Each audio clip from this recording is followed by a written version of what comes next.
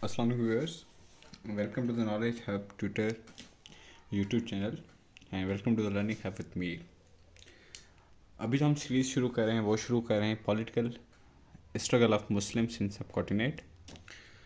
So let's start with the initial stage of the invasion of the Muslims on the subcontinent. और ये शुरू होता है with the conquest of Mohammed bin Qasim. ठीक है जी. मोहम्मद बिन कासिम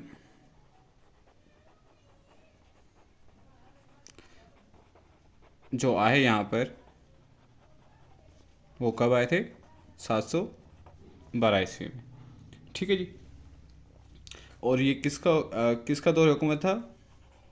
उमैद डायनेस्टी थी.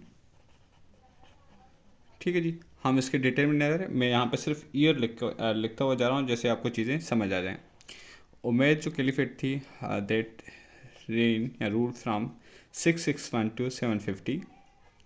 कहीं पे ये आता है और कहीं पे 756 आता है. ठीक है जी. एंड यहाँ पे नोट कर लीजिएगा the first Muslim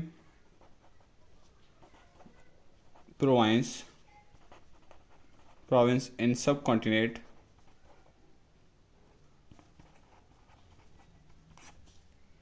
was Multan. ठीक है जी. सबसे पहले मुसलमानों का सब कॉन्टिनेंट में जो प्रोविंस बना वो मुल्तान था. यहाँ पे एक और चीज़, second dynasty that ruled was Abbasid dynasty and it ruled from 750 or 56 to 1256, and 1256 is called the year of fall of Baghdad by Mongols. ठीक है जी. आ रही चीज़ें समझ में? तो Mohammad Qasim came here in Sindh. हम इसकी हिस्ट्री में नहीं जा रहे. इन 712. देन उसके बाद जो सेकंड नंबर है हमारे पास जिसने सब कॉन्टिनेंट पे हुकूमत की, that was Ghaznavid dynasty and it ruled from 977 to 1186, and the notable figure in this period was Muhammad Ghaznavi. और इसके बारे में दो चीज़ें मैं यहाँ पे लिख देता हूँ. अटैक ऑन सोमनाथ,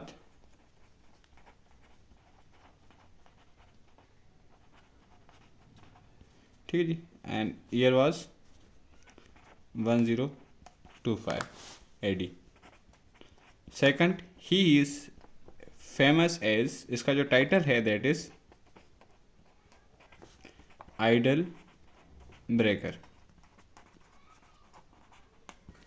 ठीक है जी. तीसरी डायनेस्टी आती है हमारी नज़र में मुस्लिम्स की इन सब कॉन्टिनेंट, दैट इज गौरिद डायनेस्टी.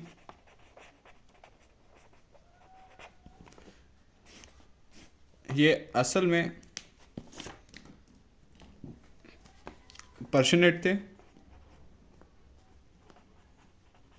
इनके जो मतलब एंसेस्टर्स थे. ये जो गौर है that belongs to the location of Afghanistan, और ये अफ़गानिस्तान से आए थे यहाँ पर. और ये जो डायनेस्टी थी Ghaznavid, that was Persian, sorry that is Turkic dynasty. ठीक है जी. और ये वाला डायनेस्टी क्या है? Persian and Afghanistan.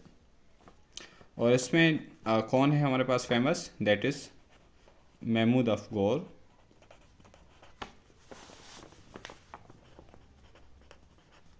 ठीक है, जिसको महमूद गौरी भी कहते हैं. और क्या है इसके बारे में मशहूर? 1191 फर्स्ट बैटल ऑफ तराइन, जिसमें ये शिकस्त खा गए किससे, पृथ्वीराज चौहान से। और second was 1192 second battle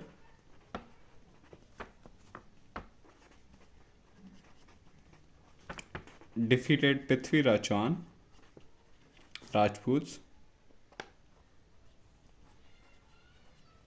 and consolidated Muslim rule, जिसकी वजह से महमूद गौरी को founder of Muslim rule in India कहा जाता है।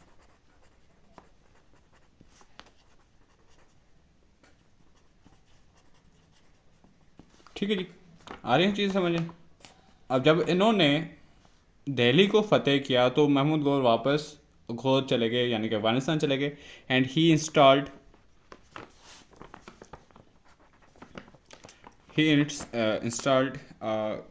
कुतुबुद्दीन ऐबक, जो इसका स्लेव था, ऑन सीट ऑफ दिल्ली।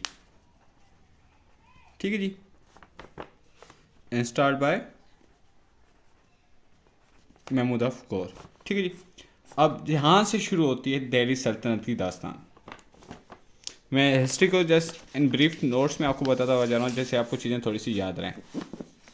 ठीक है जी, तो गौरी सल्तनत चली 1206 तक। अब उसके बाद आती है स्लेव डायनेस्टी, जिसको ममलुक सल्तनत भी कहते हैं। ठीक है जी, अब आती है बारी दिल्ली सल्तनत की। तो दिल्ली सल्तनत में सबसे पहले आती है हमारे पास Mamluk dynasty, that is from 1206 to 1290, and the first founder of the slave dynasty is Qutubuddin Aibak, and last ruler is Muizzuddin Kaikabad. Second dynasty of the Delhi Sultanate is Khilji dynasty, and it ruled from 1290 to 1320. It took the rule from the slave dynasty through a revolution by Jalaluddin Firoz, and it became the first ruler of Khilji dynasty, whereas the last ruler of the Khilji dynasty is Mubarak Khan alias Khusro Khan. The third dynasty of the Delhi Sultanate is Tughlaq dynasty, and ruled from 1320 to 1414. यहाँ पे एक चीज़ note करेगा, यहाँ पे इन 1399 invasion of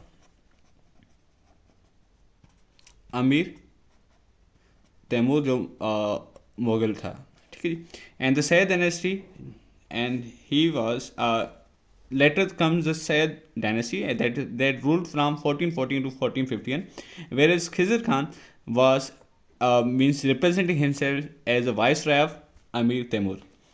The last ruler of Sayyid dynasty is Alauddin Shah.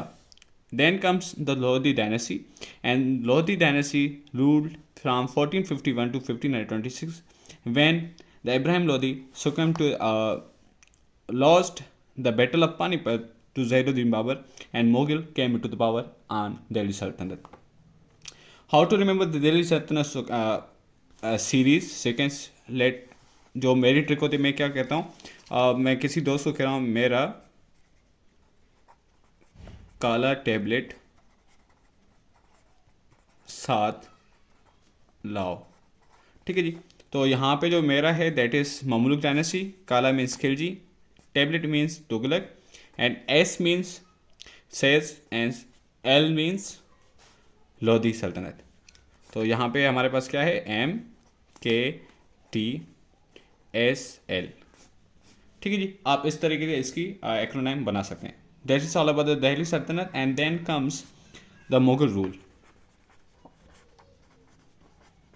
And Mughal ruled effectively from the Zainuddin Babur to the Aurangzeb, and ceremonically from means death of Aurangzeb to the last ruler, that is Zainuddin, that is Shah Zafar. तो up to the Aurangzeb we have sequence like, अच्छा यहाँ पे मैं complete लिख देता हूँ।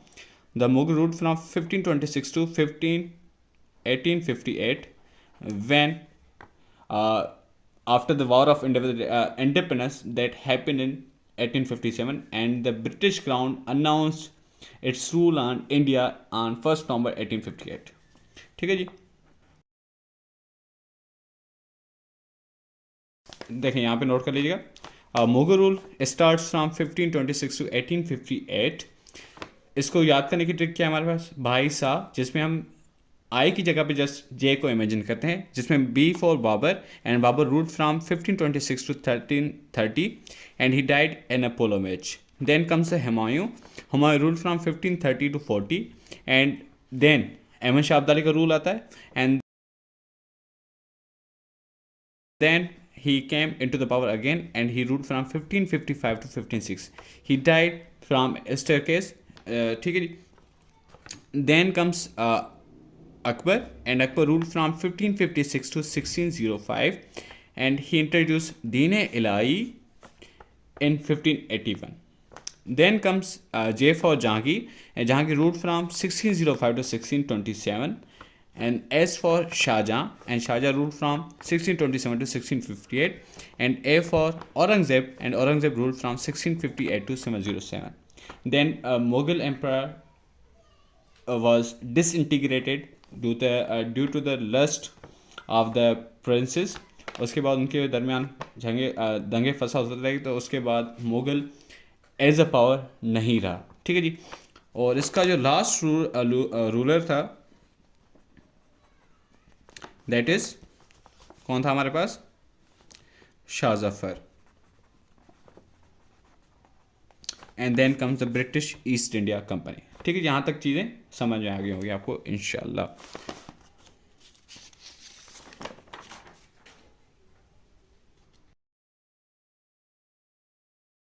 चलें जी, तो अभी ब्रिटेन पावर में आ गए, और यहाँ पे मैंने लिख दिया है कि ब्रिटेन जो रूल है, ब्रिटेन का जो क्राउन का रूल है, that start from that starts from 1858 to 1947. और इसको समझने के लिए लाजिम है कि क्राउन से पहले यहाँ पे Mughal as a ceremonial head थे दिल्ली में, और बंगाल की तरफ नवाब से और बाकी स्टेट्स थी. ठीक है जी. वार ऑफ इंडिपेंडेंस हुई. ठीक है जी. और उसके बाद ब्रिटिश ने, क्राउन ने रिप्लेस किया ब्रिटिश ईस्ट इंडिया कंपनी को on 1st November 1858 and it became in power in Indian सब कॉन्टिनेंट. और जो फर्स्ट वाइस रहा है, मैंने पहले वीडियो में डिस्कस किया था, it became the Lord Canning. ठीक है जी. आगे चीज़ समझ में. अब यहाँ पे जब ब्रिटिश आए, दे started to introduce the reforms. ठीक है जी.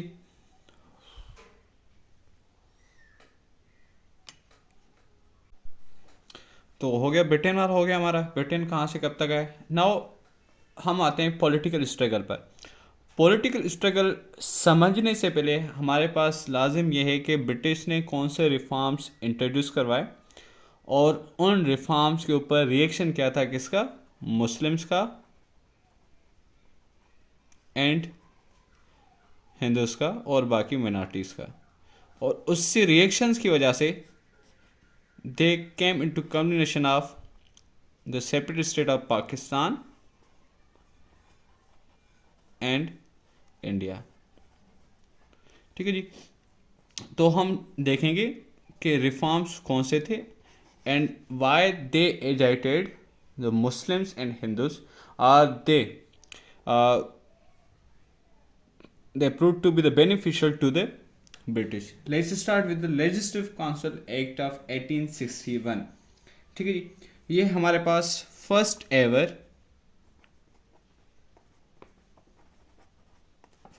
कॉन्स्टिट्यूशनल रिफॉर्म से इंडिया में from the British side.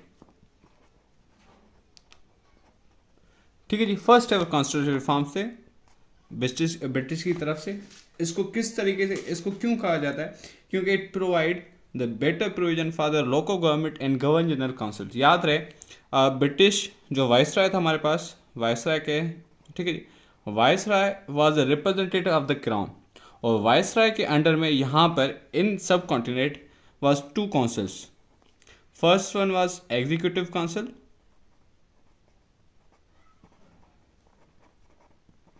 and second one was Imperial Legislative Council. ठीक है, वो through this council they could enact the laws and reforms, क्योंकि वहाँ पे जो ब्रिटिश था, क्राउन था, that was the parliamentary government in the British, वो वहाँ पे crown as a ceremonial head था, लेकिन जो पावर में थी दैट वाज द गवर्नमेंट। ठीक है जी, और यहाँ पे भी उन्होंने यही सिस्टम इंट्रोड्यूस करवाया इंडिया में। उन्होंने क्राउन को और उन्होंने वाइस राय को as a representative of the crown बनाया, और उसके अंडर में दो काउंसिल दे दिए, executive council and imperial legislative council. अब इसका जो काम था, इसका जो मेनली काम था that was of the administration. ठीक है जी, इसका काम एडमिनिस्ट्रेशन का था, और इसका जो काम था that was of the law, means to enact something, law बनाना, कुछ भी करना। ठीक है जी, इसका काम क्या था, एडमिनिस्ट्रेशन को संभालना, मुल्क की जो भी एडमिनिस्ट्रेशन है उसको देखना, जैसे हमारे पास अभी मिनिस्ट्रीज होती हैं, और इसका काम क्या था, लेजिस्लेशन था। जैसे हमारे पास यहाँ पे असेंबलियाँ होती हैं, और जो कैबिनेट होती है that is used to enact the laws, यानी कि आपका लेजिस्लेट करेगा, कोई लॉ बनेगा, और उसको इनेक्ट करवाने के लिए आपके पास एडमिनिस्ट्रेशन होगी, जिसको हम एग्जीक्यूटिव काउंसिल कहेंगे। ठीक है जी, अब जब ये एक्ट आया 1861 का, तो इट अलाउड, पहले भी काफ़ी एक्ट आए थे, 1833 का एक्ट है, उसके पहले भी काफ़ी एक्ट है जिसमें बताया था, 1771 का है, 1784 का है। ठीक है जी, काफ़ी एक्ट आए थे यहाँ पर। तो ये एक्ट क्यों इंपॉर्टेंट है, why it is consider that first ever constitutional framework of the India. तो इसने जो किया, इसने अलो किया इंडियन पार्टिसिपेशन को, किसमें, लेजिस्लेटिव काउंसिल में। ठीक है जी, इंक्लूजन ऑफ इंडियन। ठीक है जी, उन्होंने कहा कि भाई जो गवर्नर जनरल जहाँ वायसराय की काउंसिल होगी, उसमें आप इंडिया को भी, इंडियन जो भी हैं आपके पास, चाहे मुस्लिम हो चाहे हिंदू, आप उसको शामिल करेंगे। ठीक है, अब शामिल करने का तरीका उन्होंने क्या बताया, नॉमिनेशन। ठीक है जी, उन्होंने क्या कहा, उसको नॉमिनेट कौन करेगा, गवर्नर जनरल नॉमिनेट करेगा। ठीक है जी, गवर्नर जनरल उसको नॉमिनेट करेगा। उसके बाद उन्होंने बताया कि जो आपके पास लेजिस्लेशन है that would make the laws. ठीक है जी, और बाकी जो नॉमिनेटेड मेंबर्स हैं, ये एक नेगेटिव पॉइंट थी इसकी। ठीक है, उन्होंने कहा कि जो नॉमिनेटेड मेंबर्स हैं in the executive council they would not means legislation में, अगर वहाँ पे जैसे हमारे पास अभी असेंबली होती है, असेंबली पे एक बिल पास होता है, उसके ऊपर डिबेट होती है, तो यहाँ पे क्या था, जो नॉमिनेटेड मेंबर्स है इंडियन, उनको क्वेश्चन का राइट नहीं था कि आया वो कहें कि सर ये जो आप लॉ यहाँ पे दे रहे हैं दैट इज़ क्वेश्चनेबल, उनके पास ये हक नहीं था।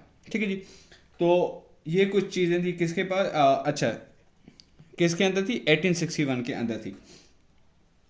और इस एक्ट के तहत, ठीक है जी, जैसे नॉमिनेशन होती रही, तो याद करेगा, the first Muslim to be selected या to be nominated under the Legislative Council Act of the 1961 was Sir Syed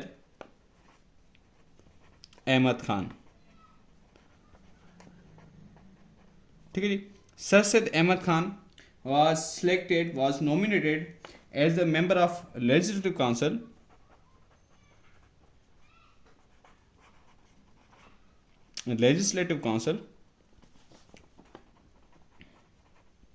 in 18, ठीक है जी, in 1878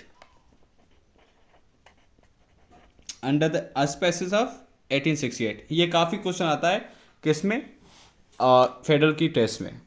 ठीक है जी, अब उसके बाद हमारे पास दूसरा जो रिफॉर्म आता है इंडिया में, that was of the Indian council act of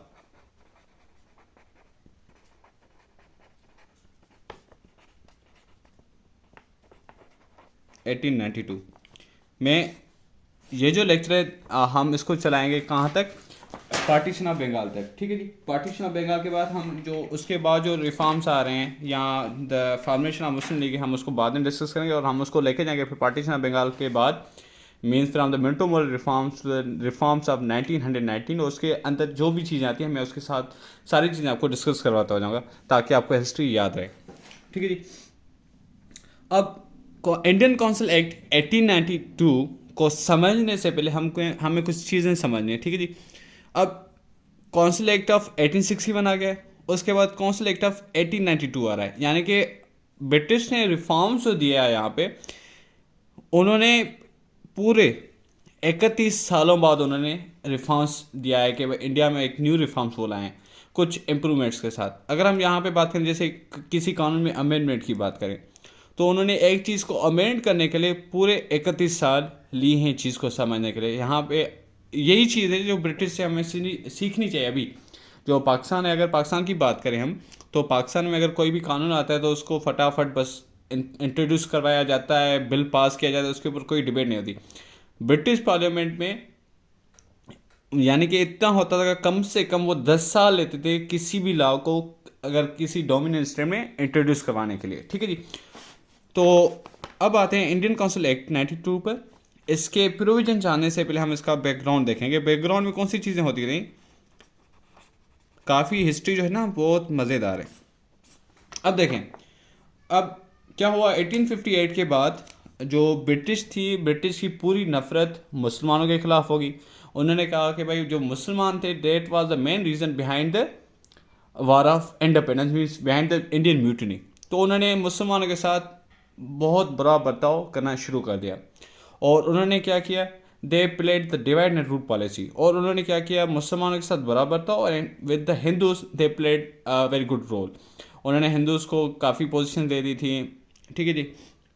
इसके दौरान सिविल सर्विसेज एक्ट भी आया था, तो वो सारी चीज़ें उन्होंने क्या किया, नॉमिनेशन हो रही थी सिविल सर्विसेज में, एग्ज़ाम हो रही थी सॉरी, तो सर सैयद उसके खिलाफ था क्योंकि the Muslims were backward in the education as well as in the land या वेल्थ के हिसाब से कह लें, ठीक है जी। और जो हिंदू थे they were mainly the traders, they were mainly the union leaders, तो उनके पास काफ़ी पैसा था, तो that why British favoured them, ठीक है जी। अब बैकग्राउंड के ऊपर अगर हम बात आते हैं तो सबसे पहली जो चीज़ आती है हमारे जहन में वो क्या है, हिंदी उर्दू कंट्रोवर्सी ऑफ 1867, ठीक है जी। हम इसके डिटेल से नहीं जाते, बस ये कंट्रोवर्सी राइज हुई जिसपे जो हिंदू थे उन्होंने स्ट्रगल करना शुरू कर दी, उन्होंने मूवमेंट्स करना शुरू कर दी कि भाई हमारी हिंदी को रिकग्नाइज किया जाए as an official language of this country, of this subcontinent.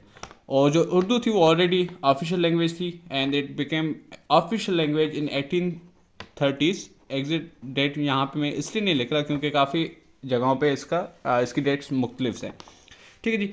और it represent the Muslim community of the India. तो ये कल्चरल वार थी उस वक्त ना, रिलीजियस वार नहीं थी, कल्चरल वार थी, and the cultural war change into the religious war, ठीक है जी। अब ये सिलसिला चलता जा रहा है और इसके दौरान क्या हुआ, सर सैयद अहमद खान ने मुसलमानों की एजुकेशन के लिए कुछ काम किए, ठीक है जी। एक चीज़ होगी, अब क्या किया सर सैयद अहमद खान ने 1875 में अलीगढ़ कॉलेज खोला और ये later Aligarh school, and it became 1877 में इट बिकेम कॉलेज, और फिर 1920 में ये यूनिवर्सिटी का दर्जा मिला इसको, ठीक है जी। तो ये चीज़ें नोट करें। अब मुसलमान यहाँ पे पढ़ने लगे क्योंकि यहाँ पे रिनाउंड प्रोफेसर आने लगे दुनिया से। दो चीज़ें हो गई, the formation of all India national Congress, ठीक है जी।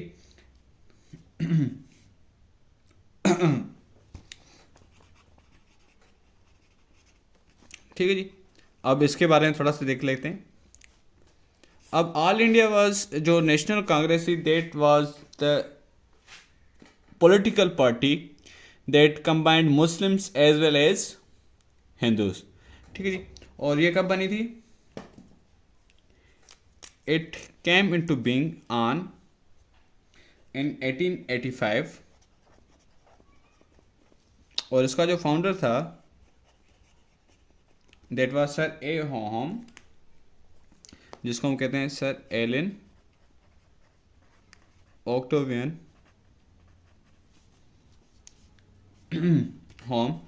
होमे, and it was formed at Bombay, and जो एलन ए ओ होम था he was British ex civil servant. ठीक है जी। और फर्स्ट जो यहाँ पे इंडियन नेशनल कांग्रेस का जो प्रेसिडेंट वाज, फर्स्ट जो प्रेसिडेंट था इंडियन नेशनल कांग्रेस का दैट वाज बनर्जी, चंद्रा बनर्जी।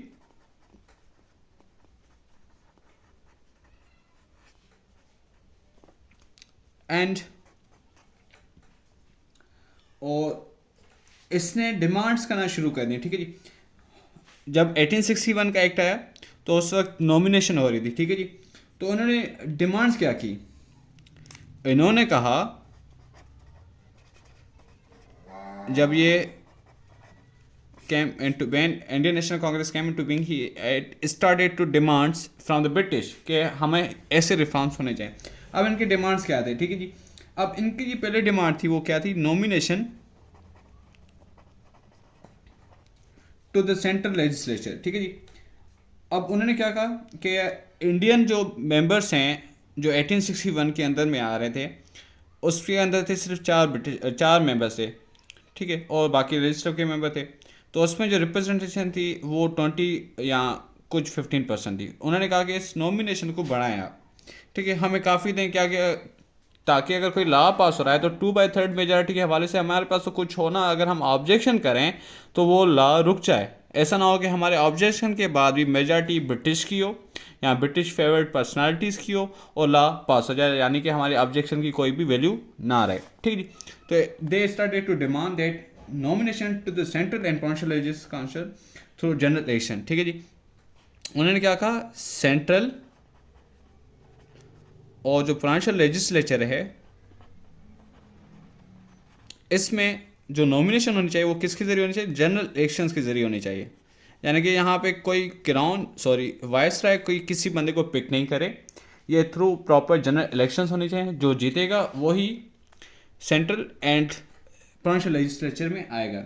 एक चीज़ उन्होंने ये कही। और दूसरी चीज़ उन्होंने क्या कहा, appointment of civil servants through competitive exam. ठीक है जी। यानी कि यहाँ से पहले कोई कॉम्पिटेटिव एग्जाम नहीं था। चीज़ें देखें क्लियर हो रही हैं आपके पास। अब ये 2 पॉइंट्स थी जो इंडियन नेशनल कांग्रेस ने पुटअप करनी ब्रिटिश क्राउन के सामने कि हमें ये चीज़ें चाहिए। और इस चीज़ को उन्होंने मनवाने के लिए काफ़ी जगहों पे उन्होंने प्रोटेस्ट किए, स्ट्राइक्स किए, रैलीज निकाली, मतलब कि और उन्होंने खुद को, और Indian National Congress was the first means party, major party of the subcontinent during the British rule. ठीक है जी। अब जब इन्होंने ये चीज़ कही तो सर सैयद अहमद खान, अब उस वक्त जो मतलब कि इम्पोर्टेंट पॉलिटिकल स्ट्रगल के हवाले से बात करें, हम रिलीजियस स्ट्रगल के हवाले से बात नहीं करें, हम पॉलिटिकल स्ट्रगल के हवाले से बात करें, and the politically we just consider the sir Syed Ahmad Khan जिसका रोल है। और उसके बाद sir Syed Ahmad Khan means school of thought के ही बंदे थे जो आगे मुस्लिम लीग बनाई, जिन्होंने फिर वो चलते गए and they reach to the Pakistan means जिसकी मेजर पार्टिसिपेशन थी। ठीक है जी। सर सैयद अहमद खान, अब सर सैयद अहमद खान रिएक्शन क्या था जब कांग्रेस बनी और उन्होंने डिमांड्स पुट कर दी। सर सैयद अहमद खान जो थे they severely criticised Indian National Congress demands. क्यों उन्होंने क्रिटिसाइज किया इस चीज़ को? अच्छा, वो जो कह रहे थे नॉमिनेशन थ्रू जनरल इलेक्शंस, अगर जनरल इलेक्शन के जरिए नॉमिनेशन होती तो उस वक्त जो मुस्लिम की पॉपुलेशन थी विद एज कम्पेयर टू या with the Hindus were in majority. तो अगर जनरल इलेक्शंस होते तो Hindu were mainly vote to the Hindu leaders और हिंदू ही पावर में आ जाते। ठीक है जी। और उसके अलावा अगर हम बात करें appointments of the civil servants through competitive exams, तो पहले क्या थे, मुस्लिम रूल में थे तो उनके पास तालीम कम थी, मतलब वो अयाश थे या कुछ भी, अगर हम जो भी चीज़ कहें वो पावर में थे, लेकिन ठीक है जी उनको ज़रूरत नहीं पड़ी किसी भी चीज़ को, क्योंकि हमारे पास एजुकेशन वो बजर कमाने का होता है। कुछ थे जिसके पास इल्म था, जैसे सर सैयद अहमद खान हो गए, सैयद अमीर हो गए, नवाज सल्लना हो गए, मतलब काफ़ी अमीर भी थे, काफ़ी एजुकेटेड भी थे। तो सर से said that the bulk of the Muslim population is illiterate. अगर आप कहेंगे सिविल सर्वेंट्स की जो अपॉइंटमेंट थ्रू कॉम्पिटिटिव एग्जाम्स होते हैं, मुस्लिम विल गेट नथिंग। तो इन दोनों डिमांड्स पे सर सैयद अहमद खान ने क्या किया, सिविली क्रिटिसाइज किया। ठीक है जी। And he said to the Muslims that they should stay away from this alliance, they should stay away from the Indian National Congress. ठीक है जी।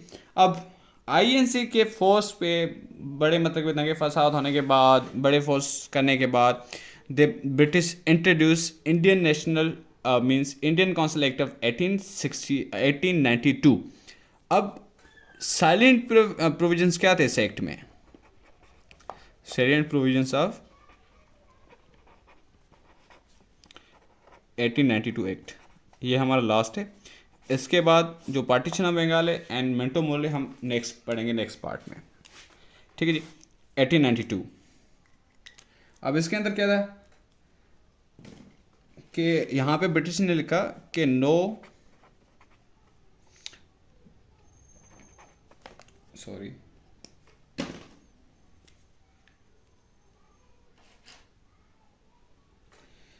ठीक है जी, नंबर ऑफ नॉन ऑफिशियल्स यानी कि जो इंडियंस थे in legislative means central and provincial was increased, यानी कि इट बिकेम्स 40% नॉन ऑफिशियल्स थे और उसके बाद एक्ट के बाद, एंड 60% व British. Still the British were in majority. British ने उनको कहा कि हम बढ़ा रहे हैं, लेकिन दे प्लेड वेरी वेल और still they were in majority. ठीक है जी। उसके साथ साथ जो मतलब थी उसके अलावा क्या था, they said members would have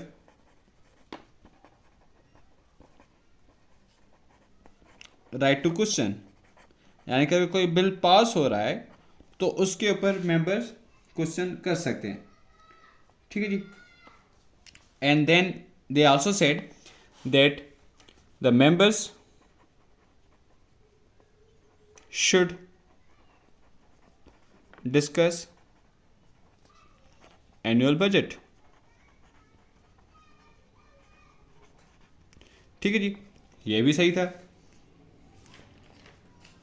अब आते हैं उसके अलावा, ठीक है जी, और जो इलेक्शंस होने थे, ठीक है जी, उन्होंने कहा ठीक है इलेक्शंस करवाते हैं हम, लेकिन वो क्या हो गए, लोकल बॉडीज के इलेक्शंस होंगे, यानी कि जो आपकी यूनियंस हैं, जैसे आप बात करें ट्रेडर्स हो गई, स्टूडेंट हो गई, और जो यूनियंस हैं वो अपने बंदे सेलेक्ट करेंगी, और वो बंदे सेलेक्ट करने के बाद they would send their nominated members to the central और प्रोविंशियल गवर्नमेंट। ठीक है जी। अब एट दैट टाइम जो इंडिया में प्रोविंसेस थे वो क्या थे, at the time the India was divided into 6 provinces, जैसे सीपी हो गया, यूपी हो गया, ठीक है जी, बिहार, बंगाल, ठीक है जी, ये थे, बम्बई थी, पंजाब था, 6 प्रोविंसेस थे। अब कुछ ऐसी चीज़ें हुई जिसके बाद द मुस्लिम था दे आर जस्ट इग्नोर्ड। मुसलमानों ने देखा कि जो अंग्रेज़ हैं वो सिर्फ किसकी सुन रहे हैं,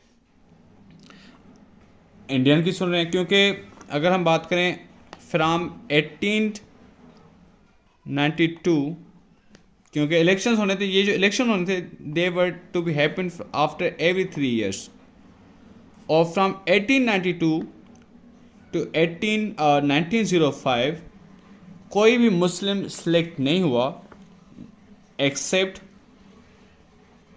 नवाब सलीमुल्लाह ऑफ बंगाल, जो 1897 में जो 1895 में इलेक्ट हुए, और उसके बाद कोई भी यानी कि 1898 में 1905 में कोई भी इलेक्ट नहीं हुआ। ठीक है जी, ये चीज़ें थी किसके अंदर, इस एक्ट के तहत। समझ में आ गई चीज़ें किस तरीके से आ रही है, ब्रिटिश किस तरीके से इंट्रोड्यूस करवा रही है एक्ट्स को। उन्होंने पार्लियामेंट में इंडियन को भी दे दिया कि आपकी भी रिप्रेजेंटेशन है पार्लियामेंट में, लेकिन they gave them it just means through very analytical। यहाँ तक बात समझ में आ गई कि साइलेंट प्रोविजंस ऑफ 1892 एक्ट क्या थे। The number of non officers in legislative was increase from 40% from something 20% to the 40%, and the British जो थे वहाँ पे दैट बिकम द 60%। यानी कि ये जो थे हमारे पास और ये जो थे, ठीक है जी, it becomes a 2/3 majority और 2/3 and it becomes a जो भी था इसका ऐसा याद कर लें कुछ भी, ठीक है जी, 65%। ठीक है जी, तो ये चीज़ें आ गई। अब क्या होता है, कुछ अब यहाँ तक स्ट्रगल चल रही थी मुस्लिम की, but Muslim became the leaderless in 1898। ऐसा क्या हुआ 1898 में कि जो मुसलमानों की जो एक जदोजहद चल रही थी, they just got it set back. तो यहाँ पे नोट करके 1898 में ऐसा क्या हुआ इंडियन सियासत में, जिसकी वजह से मुसलमानों को सोचना पड़ा कि उनके पास एक पार्टी होनी चाहिए, एंड उनकी जो डिमांड्स थी वो बिल्कुल वेस्ट जा रही थी। इंटरनेशनल कांग्रेस ज़ोर पकड़ रही थी।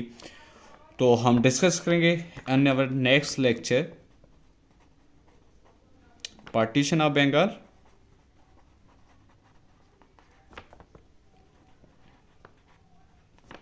उसके बाद Minto Morley reforms and the annulment of partition of Bengals that just stacked below to the Muslim of India। उसके बाद मुस्लिम लीग के 2 फैक्शंस हो गए थे, बहुत बड़ी कहानी है, इसको हम नेक्स्ट लेक्चर में बनाएंगे और हमारे साथ जुड़े रहिएगा। इंशाल्लाह आपको हिस्ट्री के बारे में, जो पाकिस्तान की हिस्ट्री है, पॉलिटिकल स्ट्रगल है मुस्लिम की, हम उसको आपके साथ बहुत मतलब ऐसे चलेंगे जैसे आपको चीज़ें रट जाएंगी ना, फिर आपको कहीं भी जाने की ज़रूरत नहीं पड़ेगी। अगर आप कहीं पे पेपर अटैम्प्ट करेंगे, अगर कोई भी एमसीक्यू का पेपर आ रहा है, फिर भी आपको चीज़ें याद होंगी इंशाल्लाह। ठीक है जी, तो बने रहिएगा। अच्छा, अल्लाह हाफिज़, thank you very much, thanks for watching our channel.